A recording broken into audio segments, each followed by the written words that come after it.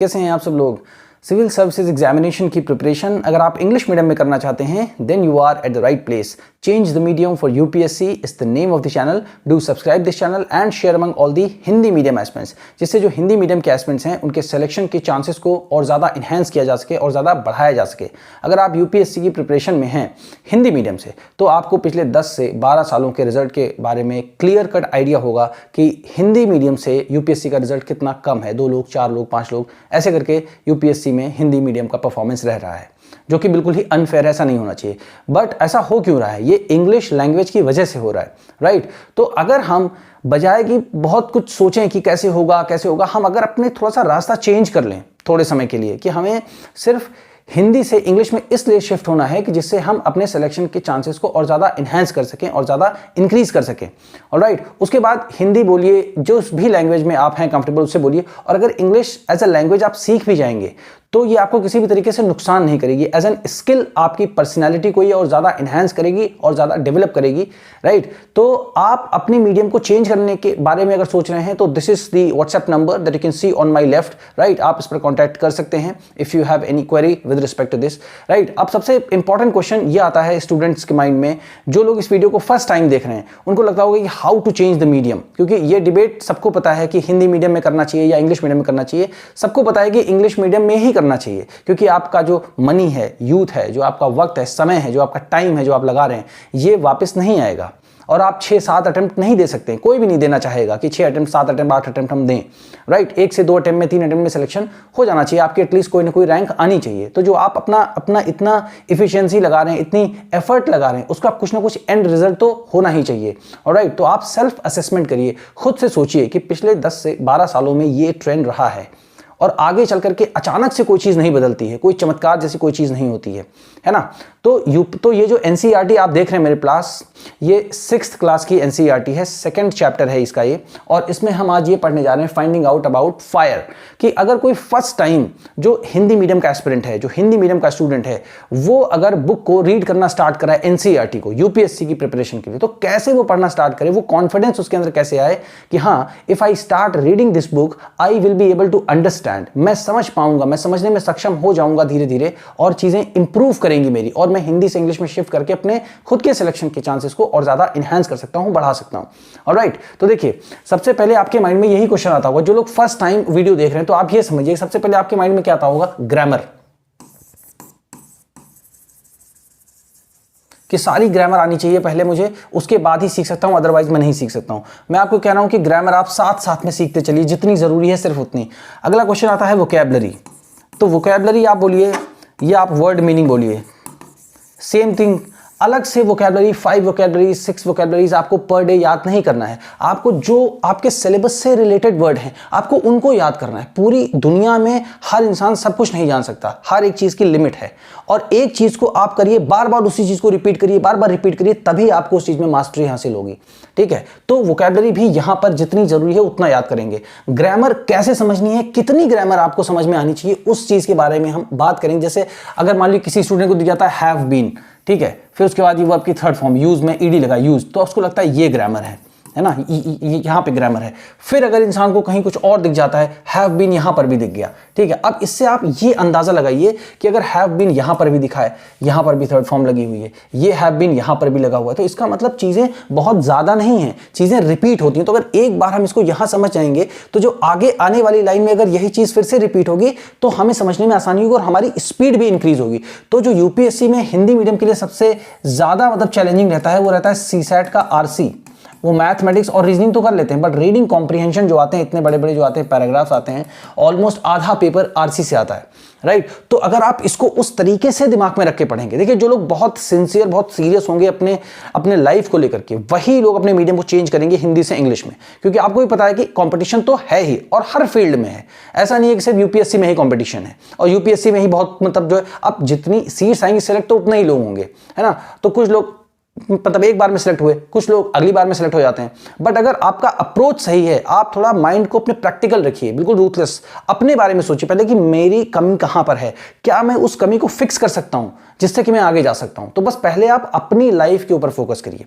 तो जो यहाँ पे देखा आपने, अच्छा ये चीज रिपीट हुई, तो आपकी स्पीड बढ़ेगी जब नेक्स्ट टाइम जब आप इसको रीड करेंगे, ठीक है। अब जैसे यहाँ पे लिखा है कुड लगा हुआ है, तो कुड कैसे आ गया, इसका क्या मतलब होता है, यही सारे जो बच्चे होते हैं उनको लगता है यही ग्रामर है, एक्चुअली में यही ग्रामर है, बट आप देखिए इसको कितनी ईजी तरीके से समझाया जा सकता है, बजाय कि आप इसको पहले जाएं, पहले आप बिल्कुल आप रीड करेंगे पूरी ग्रामर, फिर आप उसको समझेंगे, तब जाके आप यहाँ आएंगे, तब भी आप उसको अप्लाई जब करेंगे ना यहाँ पर, तो भी आपको चीजें, क्योंकि वहां पर क्या होता है ना, वो आपको बताएंगे राम स्कूल जाता है, यहीं से स्टार्ट होती है इंग्लिश ना, राम स्कूल जाता है। आप देखिए कितना टफ होता है, राम स्कूल जाता है ऐसे करके लिखा हुआ है, ओके, राम स्कूल जाता है। अब वो बताएंगे ये सब्जेक्ट है, अब हर जगह तो आपको राम सब्जेक्ट मिलेगा नहीं, या हर जगह तो आपको नाम सब्जेक्ट मिलेगा नहीं, हो सकता है किसी जगह ऑर्गेनाइजेशन का नाम आ जाए, या किसी गवर्नमेंट पॉलिसी का नाम आ जाए, या किसी समिट का नाम आ जाए, तो आपके मन में ये तो हमेशा रहेगा ना, ये वाकई में सब्जेक्ट यही है या नहीं है, राइट। फिर उसके बाद बताएंगे स्कूल जाता है, अब फिर बताएंगे सब्जेक्ट के बाद आती है वर्ब, तो अब यहाँ पे वर्ब है जाता है, अब है, अब राम गोज टू स्कूल, फिर बताएंगे राम के साथ मतलब जो है जब यहाँ पे एस या ईएस लगेगा, ठीक है, ऐसे बताएंगे, फिर आखिरी में आएगा स्कूल जो कि ऑब्जेक्ट है। तो इस तरीके से जब आप समझोगे चीजों को तो थोड़ा सा ज्यादा टेक्निकल माइंडसेट हो जाएगा आपका, और आप ग्रामर को सीखने लगोगे बेसिकली, बजाय कि उसको इंप्लीमेंट करना, क्योंकि एक्चुअली में होता क्या है ना, जो हमारी ग्रामर है उसका मतलब क्या होता है, एक्चुअल में ग्रामर का मतलब क्या होता है, आप बताइएगा कमेंट बॉक्स में। इसका ग्रामर का मतलब मेरे हिसाब से रूल्स एंड रेगुलेशंस होता है। अब रूल्स एंड रेगुलेशन मतलब क्या है, इसमें रूल्स दिए गए हैं सारे कि एक इंग्लिश लैंग्वेज है जैसे, तो इंग्लिश लैंग्वेज को लिखा कैसे जाए, उसके लिए ये स्ट्रक्चर बताया, सब्जेक्ट है, वर्ब है, फिर ऑब्जेक्ट है, फिर अदर वर्ड्स हैं, है ना, फिर उसके बाद पार्ट्स ऑफ स्पीच आता है कि इंग्लिश जो लैंग्वेज है उसको कितने पार्ट्स ऑफ स्पीच में डिवाइड किया गया है, ऐसे करके फिगर ऑफ स्पीच है, फिर डायरेक्ट इनडायरेक्ट है, एक्टिव पैसिव है, फिर उसके बाद टेंसेस हैं, ऐसे करके मतलब उसको पूरी ग्रामर को बताया कि अगर आप इंग्लिश लैंग्वेज को सीखना चाहते हैं तो आप इस तरीके से लिखें, बोलना चाहते हैं तो इस तरीके से बोलें। तो बेसिकली रूल्स एंड रेगुलेशन है। जैसे इंडिया में क्या है, हमारा संविधान है, तो उसको इंग्लिश में क्या बोलते हैं, कॉन्स्टिट्यूशन बोलते हैं। तो कॉन्स्टिट्यूशन भी तो एक तरीके से रूल्स एंड रेगुलेशन ही है, क्योंकि हमें पता है कि जब भी अगर आपको हमारा जो कंट्री है वो कैसे चलता है, संविधान के हिसाब से चलता है, तो संविधान में क्या है, रूल्स एंड रेगुलेशंस लिखे ना, कि अब अगर एक सिंपल सा रूल है कि अगर यहां पे मान लीजिए एक रेड लाइट है, ठीक है, और ये रोड है, आप इधर से आ रहे हो, अब यहाँ पे रेड लाइट है तो आपको रुकना चाहिए, अगर आप नहीं रुके, आपने इसको मतलब जो है यहाँ से निकल गए, ट्रेसपास कर दिया, तो आपके ऊपर 1000 रुपए का फाइन है। तो ये रूल्स है ना, इसमें लिखा है ना, तो इसमें सारे एक्ट वगैरह बना करके क्यों लिखा गया कि आपको इस देश में रहना तो ऐसे से चलना पड़ेगा। तो उसी तरीके की जो इंग्लिश की जो ग्रामर है, या हिंदी की जो ग्रामर है, या संस्कृत की जो ग्रामर है, जितनी भी लैंग्वेजेस हैं उनकी ही ग्रामर होती है। तो उसमें बताया गया कि अगर आपको इस लैंग्वेज को बोलना है तो इस तरीके से लिखना स्टार्ट करिए। जैसे हिंदी है, हिंदी की भी अपनी ग्रामर है, बट आप ये सोचो कि जब आप हिंदी को पढ़ना शुरू करते हो तो क्या आपके माइंड में ग्रामर रहता है कि संज्ञा, सर्वनाम, विशेषण, क्रिया विशेषण, विस्मयादि बोधक, ऐसा करके आपके माइंड में कुछ रहता है? नहीं रहता है। आप उसको रीड करते स्टार्ट करते समझते जाते हो, याद करो इस वर्ड को, समझते जाते हो, सेंस समझते जाते हो कि इसका कहने का मतलब क्या है। तो जब आप इंग्लिश को रीड करते हो तो आपके माइंड में बहुत सारे क्वेश्चंस क्यों लेकर के आते हो कि इसमें नाउन क्या है, प्रोनाउन क्या है, वर्ब क्या है, एडवर्ब क्या है, एडजेक्टिव क्या है, प्रीपोजिशन, कंजंक्शन, इंटरजेक्शन, या इसमें वर्ब की फर्स्ट फॉर्म है, सेकंड फॉर्म है, थर्ड फॉर्म है, क्यों इतना क्यों सोचते हो आप? थोड़ी देर के लिए रुको, थोड़ी देर के लिए रुक जाओ, थम जाओ, फिर आप क्या करो, इसको रीड करो और उसके बाद सेंस समझो कि हाँ पूरा रीड किया, क्या समझ में आया, मुझे समझ में आया ना। मेन वो जैसे जैसे आप उस चीज को पढ़ते जाओगे चीजें अंडरस्टैंडिंग आपकी इनहैंस होती जाएगी, बढ़ती जाएगी। ऑलराइट, नाउ अब होगा कैसे, देखिए अब इस पैराग्राफ को पढ़ के देखते हैं, यहां से याद है, ठीक है। अब जैसे यहां लिखा है फाइंडिंग आउट अबाउट फायर। अब इसमें कुछ मत सोचिए आप, फाइंडिंग आउट मतलब होता है खोजना, या आप बोल सकते हैं पता लगाना, या हो सकता है ढूंढना, है ना, कुछ भी आप बोलो, ठीक है। Finding out about fire, about means होता है के बारे में, ठीक है। फायर मीन्स अग्नि या आग, है ना। अब आग के बारे में पता लगाते हैं, ये इसका सिंपल सा मतलब है, आग के बारे में पता लगाते हैं। अब इसका मतलब ये माइंड में क्लियर हो जाना चाहिए कि अगला पैराग्राफ जो है वो आग के बारे में, फायर के बारे में ही होगा, राइट। अब इसको रीड करके देखते हैं। Find the Kurnool caves on map 2 page 13। अब इसी बुक की पेज 13 पे जाइए, मैप 2 पर जाइए और वहां पे किसको चीज को फाइंड करना, फिर देखिए यहां पे फाइंड आया, तो फाइंड मींस खोजना, पता लगाना, ढूंढना। वहां पर ये देखिए किसको देखना है, कर्नूल केव्स को देखना है। अब इससे एक फैक्ट आपके माइंड में आ गया, तो आप जब नोट्स बनाएंगे तो आपको सीधे ऐसे लिख लेना है, बस इसमें स्पेलिंग देखो आप और ऐसे करके आप लिख लो। अब ये एक जगह का नाम है कर्नूल और वहां पे हैं गुफाएं, अब हो गया कर्नूल केव्स। अब इसके बाद आप नोट्स जब बनाएंगे तो फायर लिखिए आगे, फायर मींस आग, ऐसे नोट्स बनाए जाते हैं। तो आपको पूरी लाइन तो लिखनी ही नहीं है। अगर यही चीज आप हिंदी में लिखोगे तो आप इसको कर्नूल को ऐसे लिखोगे, या मतलब करनूल की गुफाएं लिखोगे और फिर आप लिखोगे आग या अग्नि लिखोगे। तो बस सिंपल सा चेंज करना है कि इस चीज को आपको इंग्लिश में लिखना स्टार्ट कर देना है। सामने आपके स्पेलिंग लिखिए। जब आप लिखोगे तो ऐसा नहीं है कि आपके अंदर कोई पोटेंशियल नहीं है, आपके अंदर कोई क्षमता ही नहीं है। आप आईआईटी का एग्जाम हिंदी मीडियम के बच्चे भी तो निकालते हैं, है ना, मेडिकल का निकालते हैं, लॉ एंट्रेंस निकालते हैं, बड़े बड़े एग्जाम्स निकालते हैं, हर जगह हिंदी मीडियम के बच्चे हैं। बट इंग्लिश के बैरियर को तोड़ना है, ठीक है। फिर आप देखिए आपके सिलेक्शन, हिंदी मीडियम का सिलेक्शन। अब आपको नोट्स यहीं से बनाना स्टार्ट कर देना है कि सीधे आपको देखना है करनूल केव्स, ठीक है। अब ये किस चीज के बारे में हो सकता है? फायर के बारे में हो सकता है। फायर लिख लिया ऐसे करके, ठीक है, ऐसे नोट्स बन गया हमारा। अब इसे देखिए याद करने की कैसे, और उसके बाद स्पीकिंग की भी प्रैक्टिस करेंगे, कैसे आप यहीं से बोलना स्टार्ट कर सकते हैं, यहीं से लिखना स्टार्ट कर सकते हैं।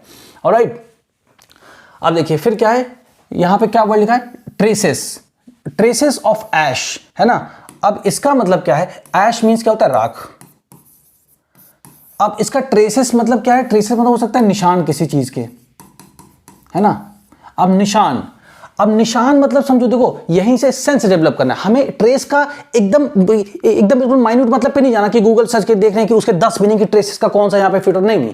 हमें ये समझना है कि ट्रेसेस मतलब कुछ जो बची हुई चीजें हैं। जैसे मान लो बची हुई कुछ चीजें हैं, है ना, तो इसे बची हुई चीजें हैं। अब वो बची हुई चीजें किसकी हैं?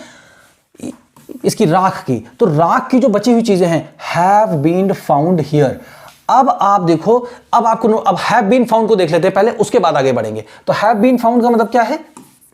इसको बस ऐसे लिख लो आप, पाई जा चुकी हैं। ये आप सीधे हैव बीन फाउंड ऐसे करके इतने का मीनिंग आप ऐसे लिख लो और इसको याद कर लो, ठीक है। तो एक वर्ड मीनिंग आपका ये हो गया। ग्रामर भूल जाओ आप, ठीक है, ग्रामर भूल जाओ। जब भी आपको लिखना हैव बीन तो फाउंड ही लिखना है, ठीक है। अब यहां पे हो गया, अब हैव बीन फाउंड। अब पता चल गया निशान किस चीज के? राख के निशान, हैव बीन फाउंड हियर। अब हियर किस चीज के लिए बताया जा रहा है? करनूल केव्स के बारे में बताया जा रहा है। अब नोट्स आपको कैसे बनाने हैं? आपको क्या लिखना है? सीधे आपको लिखना है, ऐसे लिखना है करनूल केव्स, फिर क्या लिखना है? फायर के बारे में है ना, फायर। अब यहां पे क्या चीज लिख सकते हो? केवल ये लिखो बस। ऐश जो है वो मतलब एक तरीके पहले फायर नहीं होगी, जब वो जल गई होगी लकड़ी वगैरह, तो वो मतलब एक तरीके से कोयले में या राख में वो परिवर्तित हो गई होगी, है ना, राख में। तो आप ये सो, अब आपको पता ये करो, अब ये आप पता लगाइए खुद से कि करनूल केव्स हैं कौन से स्टेट में, ये आपको पता हो जाना चाहिए। जब आपको ये पता हो तो आप इसको मैप के जरिए भी बना सकते हैं। ऐसा करके मैप बनाया, मान लीजिए यहां पर करनूल केव्स है आंध्र प्रदेश के आसपास, मान लीजिए, ठीक है ना, फॉर एग्जांपल, ठीक है। अब यहीं पर आप लिख लीजिए ऐसे करके, ये है करनूल। तो इससे क्या है? माइंडसेट आपका डेवलप हो रहा है। आप यूपीएससी की प्रिपरेशन में एक्चुअल में सिंसियर प्रिपरेशन कर रहे हो। तो जब आपके माइंड में करनूल केव्स आएगा तो आपको पता, अच्छा साउथ इंडिया में है कि नॉर्थ इंडिया में है कि वेस्ट इंडिया में है कि ईस्ट इंडिया में है ना, है कहां पर, तो आपको पता चलेगा अच्छा यहां पर है। तो इससे क्या है? माइंड आपका, होराइजन आपका एक्सपैंड हो रहा है, बड़ा हो रहा है, आप सोच रहे हो चीजों को, ठीक है। तो अब आपने यहां तक इतना नोट्स बना लिया, ये ग्रामर भी आपने समझ लिया, वर्ड मीनिंग भी आपने। तो जब साथ में चीजों को पढ़ते हुए समझें तो चीजें आपको याद भी रहेंगी, इंटरनलाइज हो जाएंगी, है ना।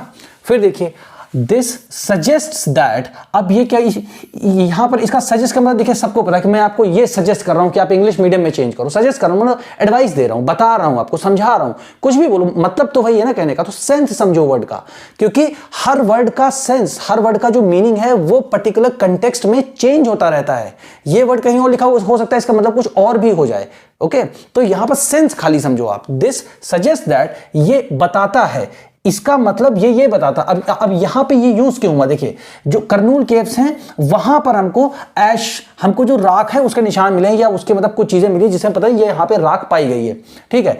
अब ये जो राख पाई गई, इससे ये पता चलता है, अब आप ये भी यहां पे लिखते, इससे ये पता चलता है कि, दिस सजेस्ट दैट का मतलब ये हो सकता है कि इससे ये पता चलता है कि, या ये बताता है कि, या ये इस ओर इशारा करता है कि, ऐसे करके सेंस आप अपना डेवलप करिए। और जो वर्ड मीनिंग मैं आपको बता रहा हूं वैसे आप वर्ड मीनिंग लिखिए, फिर आप देखना स्टार्ट करिए। बार बार आपको वर्ड मीनिंग लिखने की जरूरत नहीं पड़ेगी, क्योंकि यही सारी चीजें तो रिपीट होंगी, हर बुक में रिपोर्ट होंगी। अब जब 6 क्लास की एनसीईआरटी आपको समझ में आ जाएगी, इसके बाद आप क्या पढ़ोगे? 11th क्लास की एनसीईआरटी पढ़ोगे, तो उसमें भी तो एंशिएंट हिस्ट्री होगी, उसमें भी तो साइट्स होंगी, उसमें भी तो करनूल केव्स का जिक्र आएगा, राइट। सो ये चीजें आपको रेडीमेड मिलेंगी, and then your efficiency will increase, आपका जो फास्टनेस है वो बढ़ेगी। सीसैट के रीडिंग कॉम्प्रिहेंशन को you would be able to understand easily, और कॉन्फिडेंस भी आएगा, राइट। तो इस तरीके से सोच के पढ़ना कि क्यों पढ़ रहे हैं हम, राइट।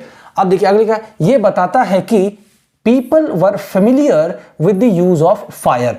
अब कर्नूल केव्स जहां पर भी हैं, अगर वहां पर राख मिली है तो उससे ये पता चलता है कि, अब देखिए सजेस्ट मतलब होता तो है एडवाइस करना, बताना ये करो या मैं ये आपको मशवरा दे रहा हूं, बट यहां पे इसका मतलब क्या निकल गया, इससे ये पता चलता है कि जो लोग वहां पर रहते थे फेमिलियर मतलब वो लोग जानते थे, उससे मतलब राब्ता था उनका, जानते थे वो लोग किस चीज के बारे में, द यूज ऑफ फायर, आग के प्रयोग के बारे में वो लोग जानते थे, ठीक है ना, तभी तो उन्होंने आग वगैरह जलाई होगी, तभी तो राख के वहां पे ट्रेसेस मिले हैं, है ना। अब जो ये वर्ड है ना यहाँ पे ट्रेसेस, अब इसको हिंदी में मत समझो, अब बस आप इसको इंग्लिश में ही फिट करो अपने माइंड में कि traces of ash, traces of ash, तो आग जलाई होगी, उसके बाद जो लकड़ी जली होगी तो वो राख ही तो बनती है ना, तो वही राख बताएगी। तो अगर उनको यूज ऑफ फायर पता होगा कि अग्नि का प्रयोग कैसे करते हैं, इसका मतलब जो लोग वहां पे थे कर्नूल केव्स के आसपास, जो लोग रहे होंगे, उनको पता रहा होगा कि आग का यूज कैसे करना है। तो देखिए अब आपको फैक्ट भी पता चल रहा है, ऐसे ही क्वेश्चंस भी आते हैं यूपीएससी में, है ना। तो जब आप इस तरीके से पढ़ोगे, देखो मैंने आपको मैप करके भी बताया, तो यहां पर आप एग्जैक्टली प्लेस कर सकते हो कि ये, अब से मान लीजिए क्वेश्चन आ गया तो आप उसमें बना सकते हो मैप कि ये पर्टिकुलर प्लेस है, यहां पर कर्नूल केव्स में हमको क्या मिला, ट्रेसेस ऑफ ऐश मिले हैं, है ना, यूज ऑफ फायर, तो लोगों को पता रहा होगा। फिर क्या है, fire could have been used. अब देखिए यहां पर जो वर्ड है फायर तो हो गया, आग पता है, could have been used for many things। अब could have been used, अब could have been used को आप पूरा यहां से यहां तक could have been used for ऐसे करके, ये पूरा यहां से ये और ये इतने का मतलब आप यहां पे ऐसे लिखो, इसका मीनिंग लिखो, यूज की जा सकती थी, तो जैसे प्रयोग है तो इसका प्रयोग को आप हमेशा यूज में, हमेशा यूज बोलेंगे, ठीक है ना, प्रयोग की जा सकती थी। अब ये कभी नहीं चेंज होगा, ये ग्रामर जो है ना ये कभी नहीं चेंज, तो एक बार पढ़ लिया, आप चाहे जितनी बार कुड हैव बीन आए, तो कुड हैव बीन मतलब क्या, पास्ट में कुछ किया जा सकता था, पास्ट में कोई चीज को किया जा सकता था, बस इतना समझो। माइंड में 500 तरीके की नॉलेज को मत लाओ, सिर्फ एक चीज लाओ, क्लैरिटी रखो माइंड में और आगे बढ़ो, आप उसी चीज को रिपीट करो, बार बार रिपीट करो, फिर देखो कॉन्फिडेंस आपको आएगा। तो fire could have been use, अब इसको कैसे उच्चारण करते हैं, ठीक है ना, उच्चारण को इंग्लिश में क्या कहते हैं, ये बोलते हैं प्रोनाउंस, है ना। अब इसको ऐसे बोलते हैं कुड हैव बीन, एक साथ बोलते हैं, एक साथ बोलते हैं इसको, कुड हैव बीन ऐसे नहीं बोलते, कुड हैव बीन ऐसे करके बोलो, could have been used, could have been used, could have been studied, right, ऐसे करके बोलो तो कुड हैव बीन, ठीक है। तो ये हो गया। अब यूज की जा सकती थी, प्रयोग की जा सकती थी, तो क्या, फायर, आग जो है वो मेनी थिंग्स, बहुत सारी अलग अलग चीजों के लिए भी प्रयोग की जा सकती थी। अब आग का जो यूज है आज के टाइम में वो किस किस तरीके से, देखिए यहां पर ये भी क्वेश्चन भी पूछा है, जो राइटर है बुक उन्होंने पूछा है कि what do we use fire for today, आज के समय में हम आग को किस लिए यूज करते हैं, what do we use fire for today, आज के लिए अग्नि का प्रयोग हम क्या करते हैं, क्या क्या करते हैं जिसमें आग का यूज होता है, ये आप लोग लिख के बताओ, ठीक है। अभी मैं आपको बताता हूं कैसे लिखना स्टार्ट करना है आपको, ओके। अब ये समझ गए मेनी थिंग्स। अब देखिए इसमें राइटर ने बताया है कि कौन कौन सी ऐसी चीजें हैं जो एंशिएंट टाइम में हो सकता है ये लोग यूज करते रहे उन चीजों के लिए। तो as a source of light, है ना, as a source of light, तो एक तो प्रकाश के लिए यूज करते रहोगे, भाई जहां पे अंधेरा है तो वहां पे चलो थोड़ी सी आग जला लेते हैं तो उजाला हो जाएगा, तो एज अ सोर्स ऑफ। तो अब यहाँ पे सोर्स मतलब होता है हिंदी में स्रोत, लेकिन आपको ये स्रोत नहीं, अब आपको सोर्स यूज करना, एज अ सोर्स ऑफ। तो एज अ सोर्स ऑफ मतलब कि एक यहाँ पे प्रकाश के सोर्स के रूप में, तो as a source of light, है ना। तो as a source of light मतलब क्या है कि हमको लाइट के रूप में यूज की जा सकती थी फायर, है ना, प्रकाश के यूज में। फिर क्या है, टू रोस्ट मीट, तो जो लोग वहां पे हंटिंग करते थे, किसकी करेंगे, एनिमल्स की करेंगे, है ना, उन्हीं के मीट को ये लोग क्या करते थे, रोस्ट करते थे। तो रोस्ट कैसे करेंगे, आग यहाँ पे है, ठीक है ना, ऐसे ऐसे करके आग है, अब इसी में मीट को रखते थे, रोस्ट करते थे पकाने के लिए बेसिकली, है ना, रोस्ट करते थे उसके लिए। तो ये हो गया दूसरा यूज हो गया, एक हो गया एज अ लाइट, एक हो गया एज अ रोस्ट मीट, है ना, और दूसरा क्या होगा, टू स्केयर अवे एनिमल्स। अब स्केयर अवे मतलब क्या है, स्केयर मीन्स होता है डराना और अवे मीन्स दूर, है ना। तो स्केयर अवे का टोटल मीनिंग ये होता है कि जानवर अगर जैसे मतलब कि जो लोग रहते थे एंशिएंट टाइम में, है ना, तो अगर उनके आसपास कोई जानवर तो वो आग जलाते थे, तो जब वो आग जलाते थे तो उससे क्या होता था, जानवर डर के दूर भाग जाते थे, टू स्केयर अवे एनिमल्स, ठीक है। तो ये तो यहां पे इन्होंने 3 यूजेस को बता दिया, है ना। तो अब आपको नोट्स कैसे बनाना है, अब अगर आपसे मैं ये पूछूं कि बुक के हिसाब से हम फायर को कितने तरीके से यूज कर सकते थे, कितने तरीके यूज कर सकते थे, तो जो मैंने आपको बताया ना, could have been used, could have been used, है ना, fire could have been used for how many reasons, right, कितने कारणों के लिए हम फायर को यूज करते थे। तो आप बताइए, पहला नंबर आप ये लिखिए, ठीक है ना, as a source of light,